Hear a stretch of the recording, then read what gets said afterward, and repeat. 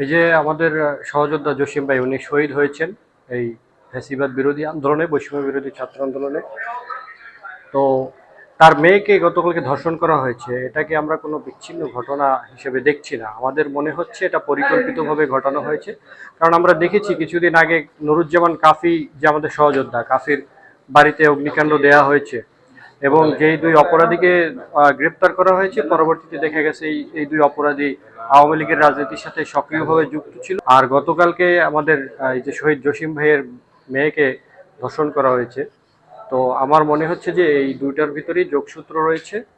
আর একটা মানুষ জবাই দিতে করবে, জবাই দিতে পারবে। ও বলে 2 দিন আমার নাতির সাথে ফোন দিয়েছে। ওই স্যারে বলে জিজ্ঞেসে যে তুমি কি এলামে আর কি ঘটনা। স্যার আমার 2 দিন ফোন দিয়েছে, আমার কলেজ করতে দিয়ে নাও। আমি কলেজে এখানে আমার ডিস্টার্ব করে, আমি কলেজে একদিন সুস্থ যাইতে হয়নি, আমি কলেজে 3-4 জন ছাড়া স্যার যাইতে পারি না। স্যারে কইছে তোমার যদি কোনো অসুবিধা হয় তাহলে আমি নিজে দেখব। এই কালকে তো আল্লাহ বর্ষে আমার ভাবি আর বাবার কয়বার জেরাত করিয়া সন্ধ্যার পরে আমরা বাড়ির সাইডেও সেহেন গলে এই করে করিয়া। দুমকিতে যে ঘটনাটা দুমকি উপজেলার পাঙ্গাশিয়া ইউনিয়নে ঘটেছে, এটা একটি অমানবিক ঘটনা।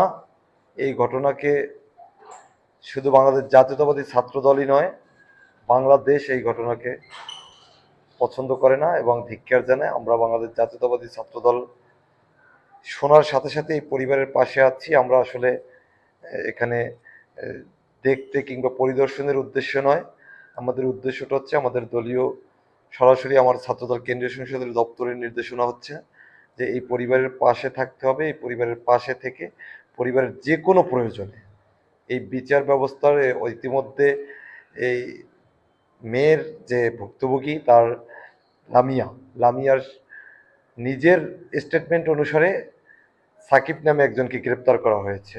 চেয়ারম্যান জনাব তারেক রহমানের নির্দেশে তার একটি টিম সারাক্ষণ এটা নিয়ে কাজ করেছে। আর এই পটুয়াখালীর দুমকি উপজেলায় গত রাতে যে মেয়েটি ধর্ষিত হয়েছে সেই ব্যাপারেও আমাদের ভারপ্রাপ্ত চেয়ারম্যান মহোদয় ইতিমধ্যেই ঢাকা থেকে একটি টিম পটুয়াখালীর উদ্দেশ্যে রওনা দিয়েছে তারই নির্দেশে। এবং আমরা পটুয়াখালী জেলায় যারা এখানে অবস্থান করছি, আমরা আমাদের পটুয়াখালীর নেতা আলহাজ আলতাফ হোসেন চৌধুরী সাহেবকেও অবহিত করা হয়েছে। তার আমরা সবাই বিএনপির সকল স্তরের নেতৃবৃন্দ আমরা এই ধর্ষিতার পাশে থাকবো এবং এই ধর্ষণের যাতে সুষ্ঠু বিচার হয় এবং অতি সত্বর যাতে বিচার হয়, বিচার সূত্র তাদের দীর্ঘায়িত না হয়, এটার জন্য আমরা সরকারের কাছে জোর দাবি জানাচ্ছি।